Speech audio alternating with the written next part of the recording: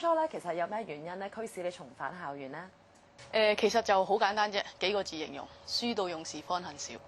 因為我之前咧就本身讀書方面咧就唔係好多嘅啫，咁啊讀完個中學再加埋商科，咁就變咗就出嚟全程投入做運動員啦。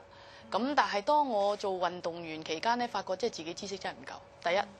第一，同人溝通好似去到外國咧，唔識英文，唔知點同人溝通。咁第二就係我自己滑浪風帆嘅知識。咁又唔可以學得到，即係因為自己語言問題啦。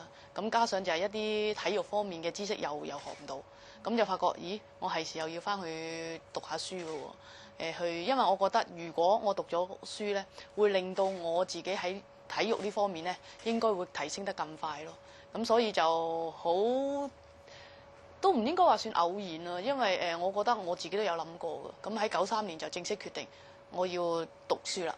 要翻大學，咁啱咁巧咧，澳洲坎培拉大學佢就同體院有搞類似咁嘅，即係呢啲course 俾運動員，咁咧就係咁樣嘅機會俾我翻去讀大學。咁點解你會選擇入到澳洲首都坎培拉大學咧？其實就係因為咁啱咁巧，佢哋提供咗一個課程，就係讀呢個體育方面嘅。咁當時嚟講，香港又唔係咁多呢啲咁嘅課程啦。咁佢又可以俾到我一個好好嘅flexibility 啦，即係彈性啦。我又可以去比賽，又可以讀書，咁我咪即係覺得一舉兩得，何樂而不為咧？不如分享一下喺校園嘅生活同埋讀書嘅趣事啊！其實我好得意嘅，原本嗰個